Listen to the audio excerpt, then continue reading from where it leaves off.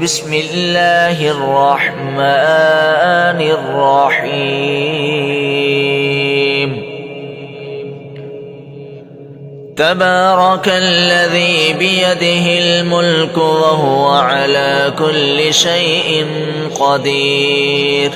الذي خلق الموت والحياة ليبلوكم أيكم أحسن عملا وهو العزيز الغفور الذي خلق 7 سماوات طباقا ما ترى في خلق الرحمن من تفاوت فارجع البصر هل ترى من فطور ثم ارجع البصر كرتين ينقلب إليك البصر خاسئا وهو حسير ولقد زينا السماء الدنيا بمصابيح وجعلناها رجوما للشياطين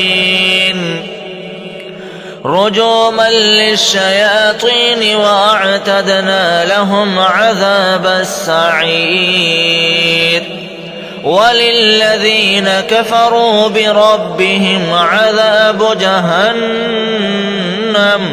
وبئس المصير إذا ألقوا فيها سمعوا لها شهيقا وهي تفور تكاد تميز من الغيظ كلما ألقي فيها فوج سألهم خزنتها ألم يأتكم نذير قالوا بلى قد جاءنا نذير فكذبنا وقلنا ما نزل الله من شيء إن أنتم إلا في ضلال كبير وقالوا لو كنا نسمع أو نعقل ما كنا في أصحاب السعير فاعترفوا بذنبهم فسحقا لأصحاب السعير إن الذين يخشون ربهم بالغيب لهم مغفرة وأجر كبير وأسروا قولكم أو اجهروا به إنه عليم بذات الصدور ألا يعلم من خلق وهو اللطيف الخبير هو الذي جعل لكم الأرض ذلولا فامشوا في مناكبها وكلوا من رزقه وإليه النشور أأمنتم من في السماء أن يخسف بكم الأرض فإذا هي تمور أم أمنتم من في السماء أن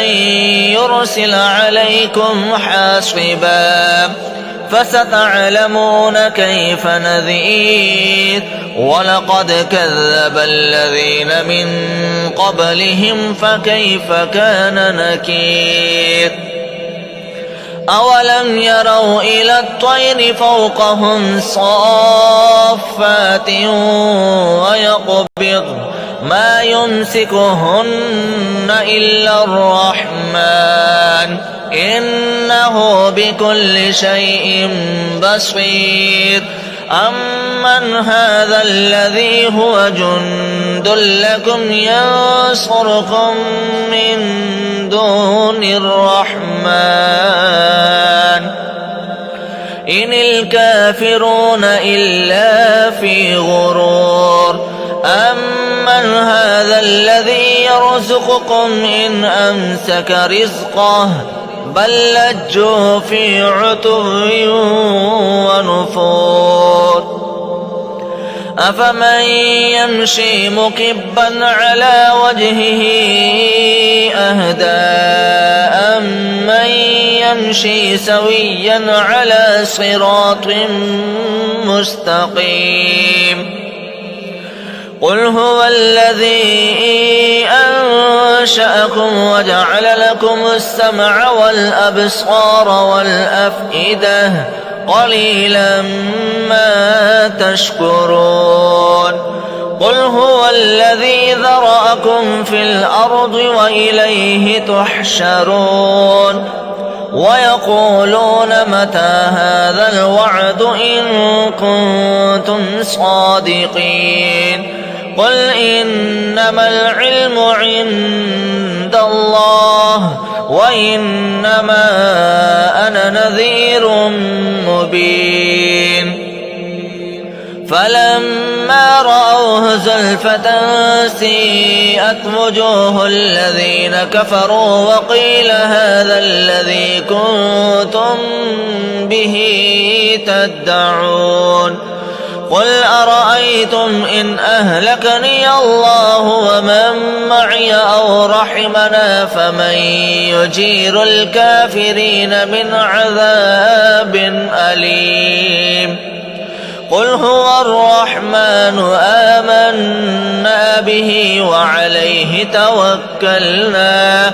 فستعلمون من هو في ضلال مبين